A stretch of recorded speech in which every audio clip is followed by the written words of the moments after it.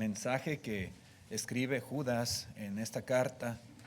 Y él, hermanos, Judas nos da una enseñanza muy importante acerca de cómo la iglesia y cómo nosotros nos debemos preparar cuando de alguna manera se infiltra, se promueve tal vez dentro de la iglesia herejías o cosas que van en contra de la palabra de nuestro Dios. La lección le he titulado El papel del creyente en medio de la apostasía. Y Judas, hermanos, haciendo referencia precisamente a aquellos apóstatas, aquellos falsos maestros que se habían introducido encubiertamente en la iglesia del Señor, Judas dice lo siguiente: Judas, el hermano de Cristo, el hermano de nuestro Señor Jesús aquí en la tierra, hijo de María también, dice en el capítulo 1, versículo 11, dice: ay de ellos, porque han seguido el camino de Caín y se lanzaron por lucro en el error de Balaam y perecieron en la contradicción de Coré. Estos son manchas en vuestros ágapes, que comiendo impúdicamente con vosotros se apacientan a sí mismos, nubes sin agua, llevados de acá para allá por los vientos, árboles otoñales sin fruto, 2 veces muertos y desarraigados, fieras ondas del mar, que espuman su propia vergüenza, estrellas errante para las cuales está reservada eternamente la oscuridad de las tinieblas. De estos también profetizó Enoc, séptimo desde Adán, diciendo: he aquí vino el Señor con sus santas decenas de millares para hacer juicio contra todos y dejar convictos a todos los impíos de todas sus obras impías que han hecho impíamente y de todas las cosas duras que los pecadores impíos han hablado contra él. Estos son murmuradores, querellosos, que andan según sus propios deseos, cuya boca habla cosas infladas, adulando a las personas para sacar provecho. Sí, hermanos, aquí da una descripción muy clara, muy enfática, Judas, acerca de las características de estos hombres que, repito, se habían introducido encubiertamente dentro de la iglesia. Y menciona varias cosas aquí Judas. Una de ellas es que ellos habían seguido el camino de Caín. Y cuando hablamos del camino de Caín, hermanos, pues yo creo que lo que podemos resaltar o enfatizar es la desobediencia, la envidia, el homicidio. Todos conocemos la historia de Caín y de Abel y cómo ofrecieron sacrificio a Dios, pero Caín fue desobediente y Dios no miró con agrado su sacrificio y tuvo envidia de su hermano y después dice que se levantó contra él y lo mató. Y precisamente esto es lo que estaban haciendo estos falsos hermanos con algunos en la iglesia. No físicamente, pero sí espiritualmente estaban siendo asesinos de sus almas, porque los estaban llevando a la perdición. Estaban llevando a los hermanos, ¿verdad?, a practicar y a creer cosas contrarias al mensaje del Evangelio y por lo tanto apartándose de la verdad y apartándose de Cristo. Cuando Judas habla del error de Balaam, pues Balaam, hermanos, lo conocemos también, conocemos la historia y sabemos lo que hizo este profeta. Y este hombre no solamente pecó, ¿verdad?, con tal de recibir un beneficio material, sino que él también enseñó a otros a pecar o los indujo a pecar. Y esto fue lo que él hizo a través del rey Balac, rey de Moab, y le dijo, ¿verdad?, mira, si tú haces esto, Dios se va a apartar del pueblo de Israel. Si tú das tus mujeres a los hijos de Israel y ellas les enseñan, ¿verdad?, a ofrecer sacrificios a otros dioses, tú no necesitas hacer nada contra ellos. Dios se va a apartar de ellos. Y así fue, hermanos. Por consejo de Balac, de Balaam, el rey Balac, ¿verdad?, hizo esto y así sucedió y hubo una gran mortandad en Israel por causa de este pecado. Pero Balaam fue promotor de la idolatría entre los israelitas y dio este consejo precisamente para debilitar al pueblo y para que el rey Balac pudiera tener victoria sobre ellos. También, hermanos, hace referencia, ¿verdad? Judas acerca de Coré. Y Coré representa al que se niega a aceptar la autoridad y se lanza a cosas a las que no tienen ningún derecho. Y estos hombres que estaban en la iglesia dice que no respetaban la autoridad. Sí, estos falsos hermanos no respetaban la autoridad de la iglesia, la autoridad probablemente de los líderes, la autoridad apostólica, la autoridad de Dios, y pasaban por alto toda clase de autoridad. Y esto fue precisamente lo que hizo Coré. Y Coré, hermanos, se lanzaba a cosas que no tenía derecho, ¿verdad? Y estaba en contra, ¿verdad?, del liderazgo de Moisés y de Aarón. Y de alguna manera estaba envidiando el sacerdocio de Aarón y de sus hijos. Aunque él era de la tribu de Leví, pero él no podía ser sacerdote más que solamente Aarón y su descendencia. Y él era hijo de Coat. Y entonces Dios los castiga, ¿verdad? Y se abre la tierra y devora, ¿verdad?, a Coré y a sus seguidores. Y esto fue precisamente lo que estos falsos estaban haciendo dentro de la iglesia. También dice Judas respecto a ellos que eran hombres impúdicos, que buscaban siempre su propia satisfacción. Dice, estos son manchas en vuestros ágapes, que comiendo impúdicamente. Ellos, los cristianos, tenían este tipo de convivios, de comidas, ¿verdad? Entre ellos como hermanos, pero estos eran manchas. Estos estaban actuando y haciendo cosas impúdicas, dice aquí la palabra de Dios. Así actuaban y se les describe de esta manera. También dice Judas que eran estériles, eran inútiles, porque eran como nubes sin agua o como árbol sin fruto. A veces está la tierra seca, árida, como en estos lugares, y nada más vemos las nubes y las nubes no cae nada de agua. Los árboles muchas veces que deberían de tener fruto no tienen fruto, y así los compara también. Eran hombres estériles, eran inútiles en cuanto a toda buena obra.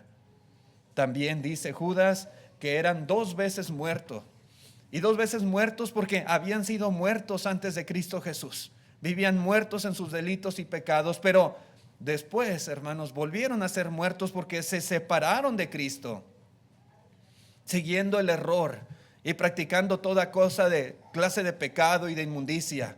Y ahora estaban doblemente muertos, dice aquí, dice Judas. También dice que eran ingobernables como las embravecidas olas del mar. ¿Sí? Uno ve el mar agitado, las olas, ¿y quién puede dominarlos? Nadie, sino solamente Dios. Y estos así eran, sin gobierno absoluto. Eran como las estrellas errantes que tal vez no ofrecen ningún tipo de ayuda, ningún tipo de ubicación a los navegantes. Hay estrellas que sirven para guiarlos y hay otras estrellas que no sirven para ese propósito. Y así, de esta manera, está comparando con todos estos adjetivos, con todas estas ilustraciones, la vida vana y corrupta de todos estos falsos hermanos, falsos maestros que estaban causando tanto daño en la iglesia. Pero un día, hermanos, por lo que dice aquí el Señor, ¿verdad?, a través de Judas, un día iban a ser juzgados. Enoc mismo, dice aquí Judas, inspirado por el Espíritu Santo, profetizó acerca de la venida de Cristo Jesús en juicio, ¿verdad?, contra hombres como estos que estaban causando daño en la iglesia. Estos hombres iban a dar cuenta a Dios e iban a ser castigados por todas las obras impías que ellos habían hecho. Dice Judas, hermanos, que la eterna oscuridad de las tinieblas les está reservada. ¿Sí? Definitivamente el castigo va a ser muy grande para todos aquellos que de una u otra manera corrompan el evangelio y causen daño dentro de la iglesia de Cristo Jesús. Y esta carta, hermanos, que escribe Judas ha quedado preservada en todo tiempo para que nosotros, los cristianos, estemos siempre atentos y para que siempre estemos dispuestos a contender con personas así, con personas como estos hombres que describe así, de esta manera, Judas, a contender fervientemente por la fe, dice, una vez dada a los santos, y a cuidar de la pureza de la iglesia. Esta carta nos alienta, nos anima, nos exhorta, ¿verdad?, a batallar, a contender, a pelear por la fe una vez dada a los santos. Dice en el versículo 17, continuando la lectura, dice: pero vosotros, amados, tened memoria de las palabras que antes fueron dichas por los apóstoles de nuestro Señor Jesucristo, los que os decían: en el postrer tiempo habrá burladores que andarán según sus malvados deseos. Estos son los que causan divisiones, los sensuales, que no tienen al Espíritu. Y vemos cómo ahora Judas pasa, ¿verdad?, de estar hablando, estando enfatizando, ¿verdad?, cómo eran estos hombres perversos, ¿verdad?, el daño que hacían y cómo eran vistos, ¿verdad?, desde el punto de vista divino. Ahora, ¿verdad?, a referirse a los hermanos, a la actitud que los hermanos debían, a la postura que ellos tenían que asumir con respecto a esos falsos. Dice aquí Judas, hermanos, que necesitamos recordar lo que los apóstoles, ¿verdad?, nos habían escrito. Judas, hermanos, da un giro en sus palabras, se dirige a los cristianos y nos recuerda cuál debe de ser nuestro papel en este contexto. Y ya los apóstoles habían advertido de este peligro, de toda clase de persona, del daño que ellos podrían causar dentro de la iglesia con sus herejías. Así que en lugar de dejarnos arrastrar por el error de personas como ellas, lo que está diciendo aquí Judas es que necesitamos recordar las enseñanzas de los apóstoles, las enseñanzas que nos han sido dadas, a seguir la dirección, hermanos, de Cristo a través de ellos y enfocarnos simplemente en el camino que ellos nos han trazado y no dejarnos desviar por enseñanzas, por actitudes y por prácticas incorrectas que algunos a veces llegan a promover. Judas menciona puntualmente, hermanos, algunas cosas que como cristianos nosotros debemos hacer cuando, ¿verdad?, la apostasía tal vez está tratando de dañar la iglesia. Judas dice primeramente que debemos de edificarnos. Dice en el versículo 20: pero vosotros, amados, edificándoos sobre vuestra santísima fe. Se dirige Judas, ¿verdad?, al cristiano, a nosotros los que formamos parte de la iglesia. Y cuando la apostasía de alguna manera está tratando de atacar y tratando de corromper la iglesia y tratando de arrastrar a algunos cristianos fuera de ella, fuera de la iglesia, hacia el mundo, necesitamos edificarnos, dice aquí. Edificarnos. Sí, hermanos, para contender correctamente, para contender por esa fe, necesitamos de la mutua edificación, como dice aquí Judas, sobre vuestra santísima fe. Y esto, hermanos, tiene que ver con todo el sistema de creencias propia de los cristianos. Es decir, la enseñanza de Cristo, la enseñanza apostólica, el mensaje del evangelio puro. Necesitamos edificarnos en ellos. Necesitamos repasar una y otra vez el mensaje que a través de las escrituras nos ha sido dado. Necesitamos unos a otros enseñarnos a través del estudio, a través de la exhortación, estimulándonos a obedecer lo que la palabra de Dios nos está diciendo. Solamente así, hermanos, podemos contender ardientemente por la fe. Necesitamos la edificación mutua. Nosotros somos como un cuerpo, dice la palabra de Dios. Y como miembros de ese cuerpo necesitamos ayudarnos unos a otros. Y la palabra de Dios, hermanos, el evangelio de Cristo, la doctrina que nos ha sido dada, es algo que siempre tenemos nosotros que estar considerando. A veces hay muchos grupos religiosos que desafortunadamente la palabra de Dios simplemente es algo ahí, como un adorno nada más, porque no se estudia, no se escudriña, no se analiza, donde muchas veces simplemente sus reuniones tienen que ver con testimonios de personas o tienen que ver con cierta emocionalismo que se trata de transmitir a las personas y cosas por el estilo, pero no hay estudio de la santísima fe. que nos ha sido dada. No hay. Entonces fácilmente son arrastrados por ideas, por doctrinas, por corrientes que se promueven o se han promovido a través de la historia. Y en este caso en particular, hermanos, necesitamos nosotros estarnos edificando mutuamente. De esa manera, ¿verdad?, podemos promover la verdad pura del Evangelio. Debemos siempre interesarnos por la estabilidad y conocimiento de nuestros hermanos. En ese sentido, hermanos, tenemos nosotros que estar al tanto. Si nosotros vemos, por ejemplo, a alguien dentro de la iglesia que necesita enseñanza porque tal vez no ha comprendido con exactitud algún tema en particular, o porque su vida tal vez manifiesta o proyecta que no ha llegado a la madurez en cuanto al conocimiento de algo en particular en la vida cristiana, necesitamos preocuparnos por él. Necesitamos, hermanos, estabilizarle. Necesitamos proveerle del conocimiento, de la exhortación que él necesita.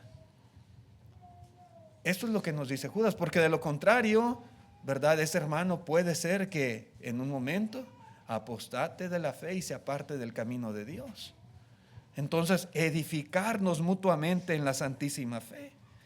Necesitamos ayudarnos para que todos seamos sanos en la doctrina, para que todos seamos productivos en cuanto a toda buena obra, para que todos seamos capaces de discernir entre lo bueno y lo malo y podamos siempre escoger lo bueno.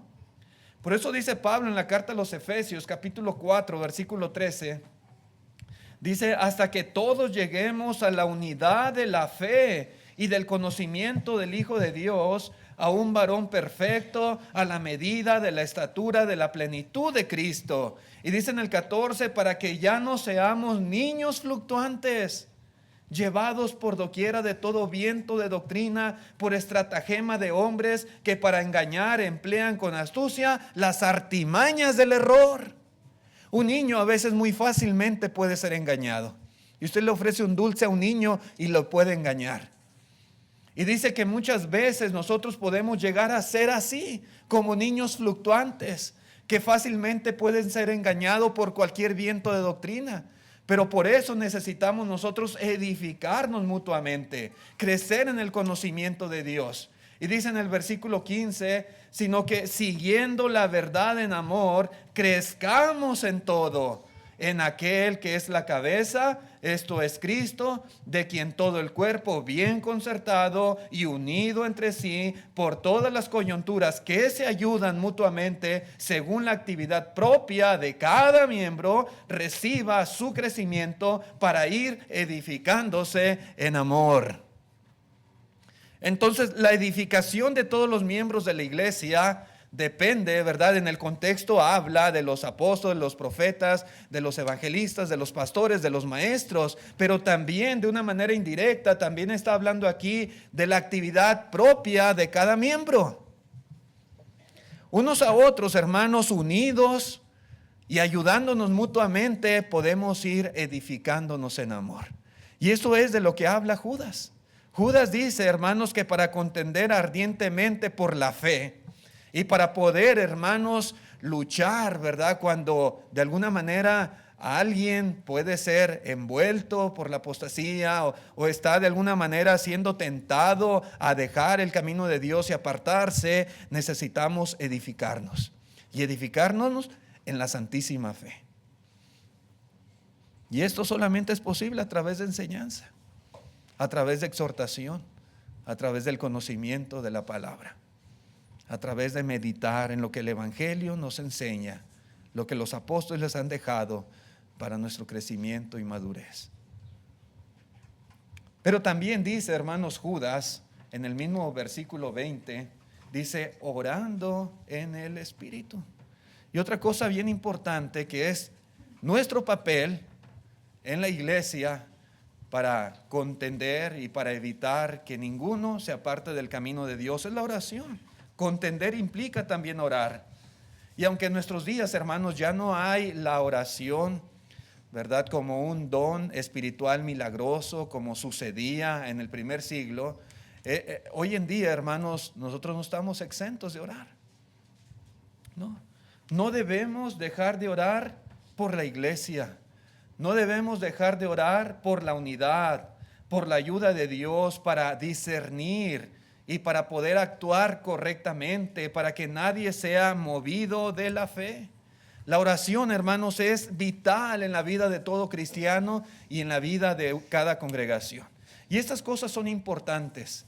Yo sé, hermanos, que muchas veces oramos y pedimos por los enfermos, por los que andan de viaje, por las necesidades materiales que nosotros tenemos, pero esto es bien importante. Orar por la iglesia, orar por la unidad, orar para que seamos sanos, orar para que nadie se aparte de la verdad del evangelio. Nuestra oración podemos decir que es guiada por el Espíritu cuando nosotros oramos en conformidad a la voluntad de Dios revelada a través de su palabra. En Colosenses 1, versículos 9 y 10 vemos un ejemplo de oración, en este caso de Pablo, y él dice: por lo cual también nosotros desde el día que lo oímos no cesamos de orar por vosotros, y note usted, y de pedir que seáis llenos del conocimiento de su voluntad en toda sabiduría e inteligencia espiritual, para que andéis como es digno del Señor, agradándole en todo, llevando fruto en toda buena obra y creciendo en el conocimiento de Dios. Cuán importante es que los cristianos, hermanos, seamos llenos del conocimiento de su voluntad. Que los cristianos desarrollemos sabiduría e inteligencia espiritual. Puede ser que algunos de nosotros seamos muy inteligentes en cuanto a las cosas de esta vida, en cuanto a algún oficio que desempeñemos, en cuanto a alguna habilidad, ¿verdad?, en el trabajo, etcétera, en los negocios tal vez. Pero más importante todavía es que seamos hombres y mujeres que hemos desarrollado inteligencia espiritual, sabiduría de Dios, conocimiento de la palabra, porque solamente así podemos andar como es digno del Señor. Solamente podemos así agradarle y llevar a cabo toda buena obra. Y por eso dice aquí Judas, debemos de orar en el Espíritu. Debemos de orar. Cuando una iglesia ora y se preocupa por aspectos como estos, definitivamente va a ser una iglesia fuerte. Y difícilmente alguien apostatará de la fe estando en la iglesia. Pero estos consejos prácticos son muy importantes para todos nosotros. También dice Judas en el versículo 21, dice que debemos conservarnos en el amor de Dios. Dice el verso 21, conservaos en el amor de Dios, esperando la misericordia de nuestro Señor Jesucristo para vida eterna. Conservaos en el amor de Dios. Y yo puedo decir, hermanos, que Dios siempre desea derramar su amor sobre nosotros y sobre toda persona, pero para ello necesitamos también hacer nuestra parte. Es lo que yo puedo ver. Cuando dice conservaos, quiere decir que esto es algo que depende de nosotros y no propiamente de Dios. Dios siempre quiere derramar su amor. Él está dispuesto a hacerlo sobre cada individuo, pero nosotros tenemos que hacer también nuestra parte. Conservaos en el amor de Dios requiere nuestra voluntad y requiere también de nuestro esfuerzo. Y es que el amor de Dios, hermanos, yo lo puedo ilustrar de esta manera. El amor de Dios es como la luz del sol, esa luz que siempre está resplandeciendo. Pero cuando algo de alguna manera se atraviesa entre nosotros y el sol, entonces ya no recibimos los beneficios de su luz. El amor de Dios igualmente siempre resplandece sobre nosotros, pero cuando el pecado se interpone entre nosotros y Él, entonces dejamos de recibir igualmente los beneficios de su amor. Para poder conservarnos en su amor, necesitamos también cuidar nuestra forma de vida. Necesitamos cuidar nosotros nuestra integridad espiritual, mantenernos en pureza, en santidad, porque de lo contrario el pecado produce una separación entre Dios y el hombre. El pecado nos aparta, nos separa de Dios y por lo tanto de todos sus beneficios, aún de su amor. aún de su amor. Hermanos, necesitamos esforzarnos por vivir vidas santas y puras.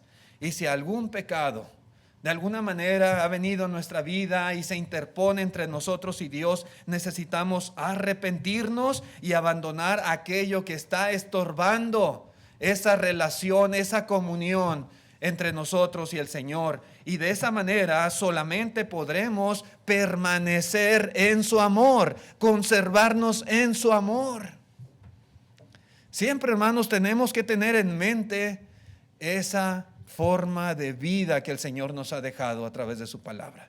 Estos falsos maestros estaban hablando, ¿verdad?, de una forma de vida que ellos llamaban libertad, pero en realidad era libertinaje, creyendo que uno podía pecar y hacer toda clase de cosas malas porque la gracia de Dios iba a abundar sobre nosotros.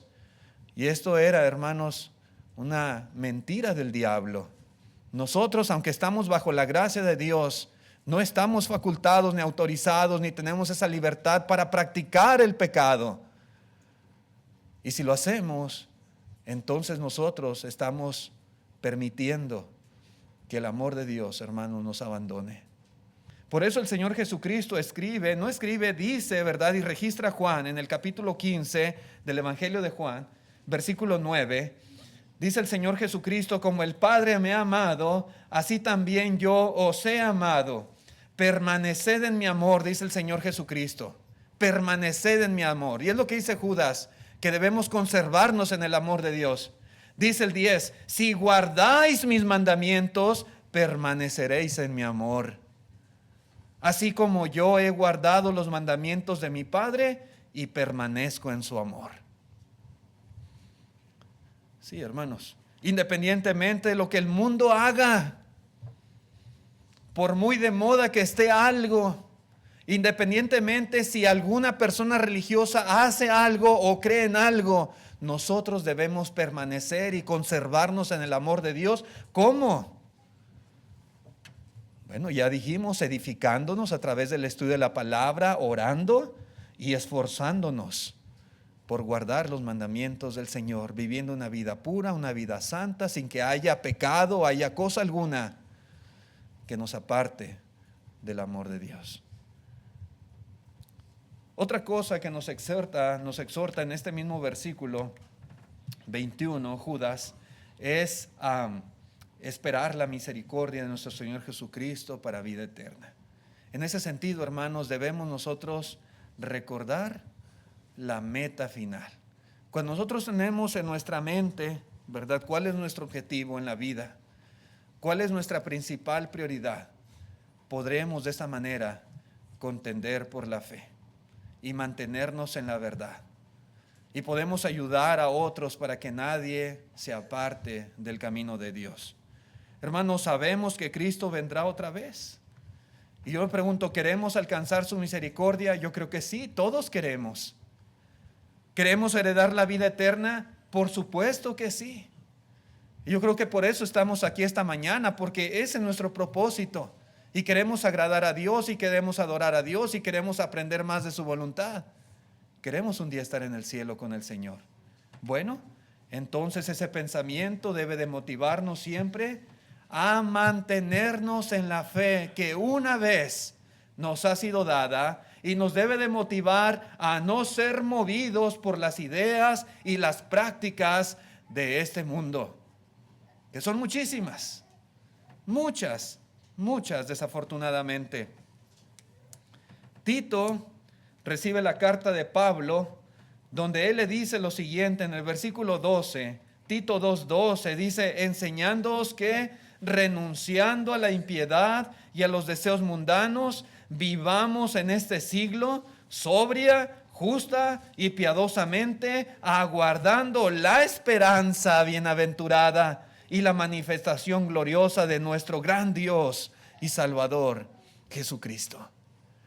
Hermanos, cuando nosotros estamos pensando, ¿verdad?, en que el Señor viene y viene por su iglesia y viene para llevarnos a la casa del Padre y para que vivamos eternamente con Dios en el cielo, entonces esta debe ser una motivación muy grande para vivir la vida como el Señor quiere, En este caso dice sobria, justa y piadosamente.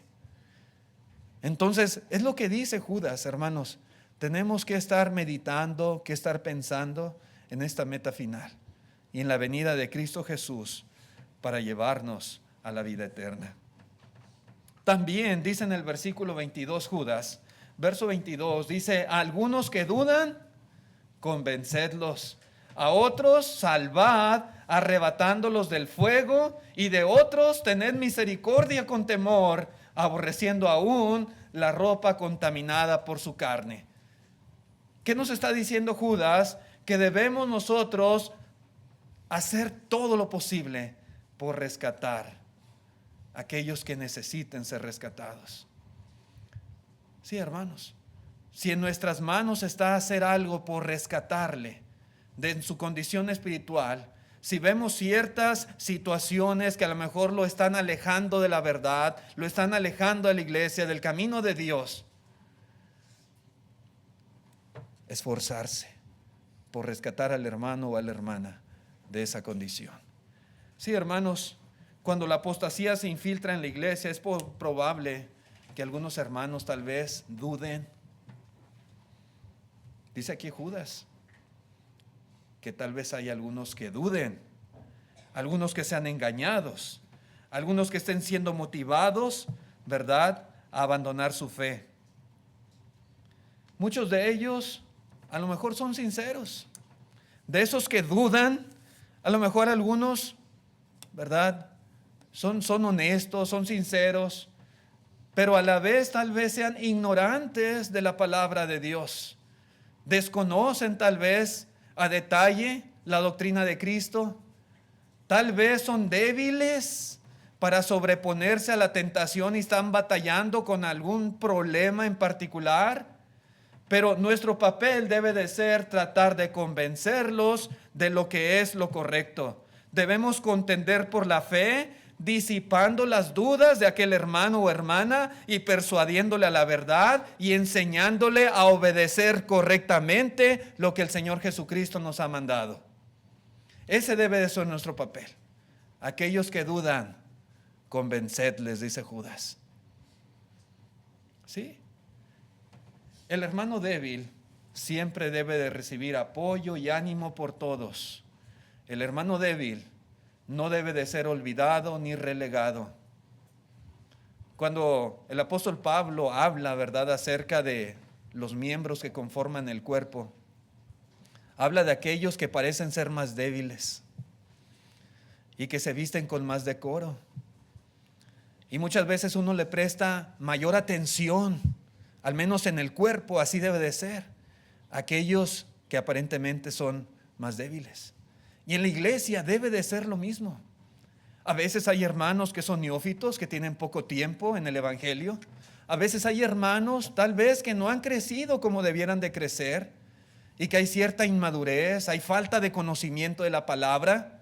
Entonces, cuando vemos esas situaciones, nuestro papel debe de ser ayudarles, no relegarles, no tenerles en poca estima y olvidarnos de ellos como si no fueran tan importantes. Todo lo contrario, son los que necesitan mayor atención en la iglesia y mayor cuidado y mayor enseñanza y mayor exhortación.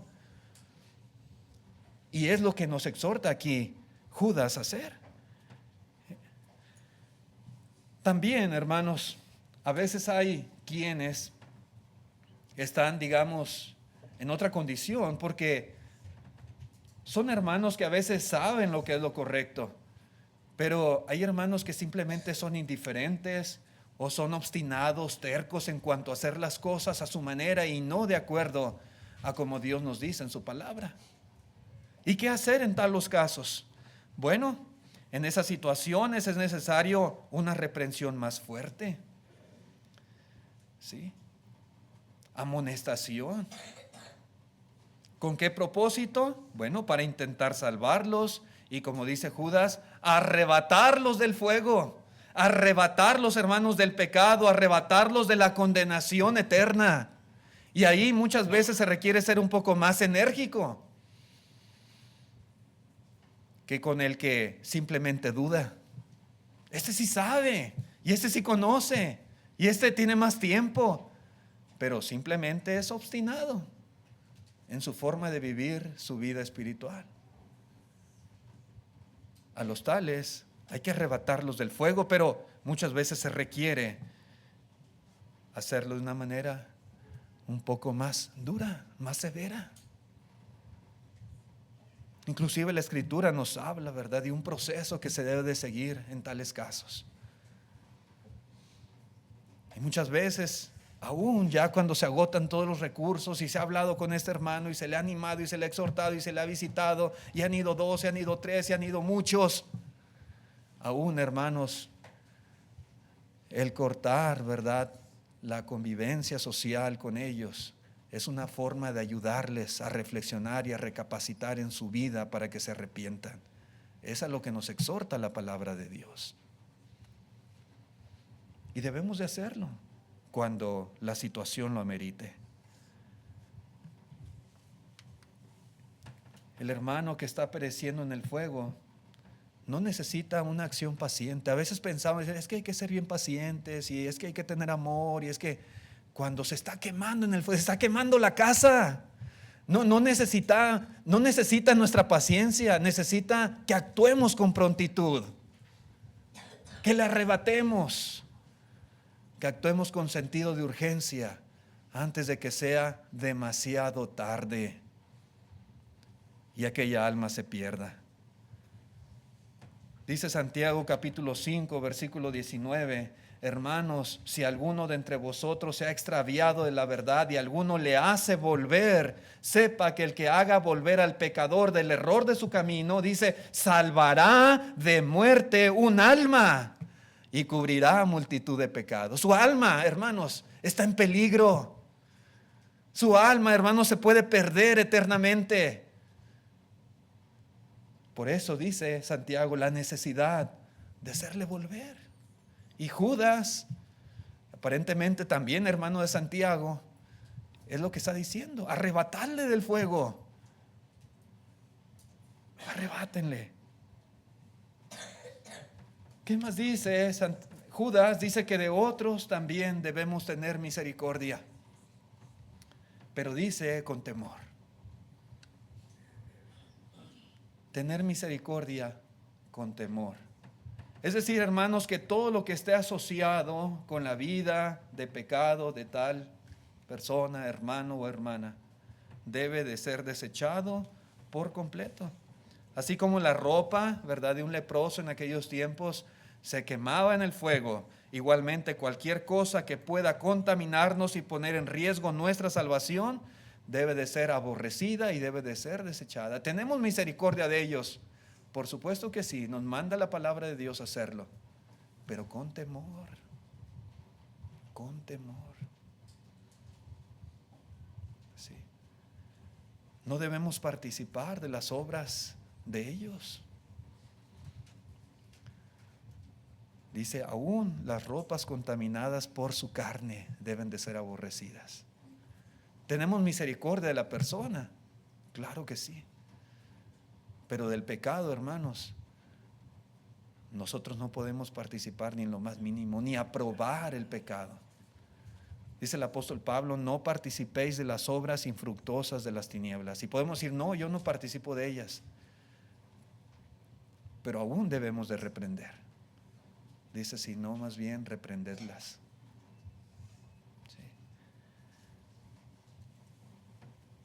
Entonces, aunque es nuestro deber tener misericordia del pecador y tratar de rescatarle, debemos aborrecer todo lo que de alguna manera tenga finta, tenga traza de pecado. Eso, hermanos, es algo que siempre debemos estar procurando. Y termina Judas la carta con estos 2 versículos, una doxología muy hermosa. Dice en el verso 24 y 25, y aquel que es poderoso para guardar sin caída y presentaros sin mancha delante de su gloria con gran alegría, al único y sabio Dios, nuestro Salvador, sea gloria y majestad, imperio y potencia, ahora y por los siglos de los siglos. Amén. Y así de esta manera concluye su carta a Judas. Hermanos, Dios nos ha dejado su palabra. Él no nos ha dejado solos, sino que Él nos capacita para evitar que nosotros seamos presa del error. Si confiamos en el Señor, si nos arraigamos bien en Él, podemos nosotros estar bien seguros de que un día estaremos delante de su gloria con gran alegría, ¿verdad? Por los siglos de los siglos, adorando a nuestro Dios. Pero necesitamos nosotros afianzarnos bien en esa fe que nos ha sido dada. La fe, como dice Judas, fue dada solo una vez y nos ha quedado escrita en su palabra. Ya no hay más revelación. Aquellos que dicen, ¿verdad?, y que afirman que Dios les ha revelado cosas nuevas, aparte de lo que está aquí en la Escritura, hermanos, son mentirosos. La revelación de Dios ha quedado escrita para las futuras generaciones y hoy tenemos el privilegio de tenerla en nuestras manos. Debemos estudiarla, conocerla y debemos defenderla y contender por la fe y permitir, hermanos, que a través de esta buena obra, a través de contender por ella, nos cuidemos, nos protejamos unos a otros dentro de la iglesia. Cuidar la integridad, cuidar la pureza de una congregación es de vital importancia, es algo que todos necesitamos hacer, todos tenemos parte y responsabilidad en ello. Gracias, hermanos, por su atención a este mensaje, que Dios les bendiga. Vamos a cantar el himno de invitación. En pantalla está el plan de salvación. Si hay algún amigo o amiga que nos visita en esta mañana y que aún no ha obedecido el evangelio de Cristo Jesús, le invitamos a que lo haga, a que confiese su fe en Jesús y que, arrepentido de sus pecados, sea bautizado, sepultado con Cristo, y de esa manera reciba el perdón y sea añadida a la iglesia que Cristo Jesús estableció. Gracias, que Dios les bendiga. Nuestro hermano del himno tiene el tiempo.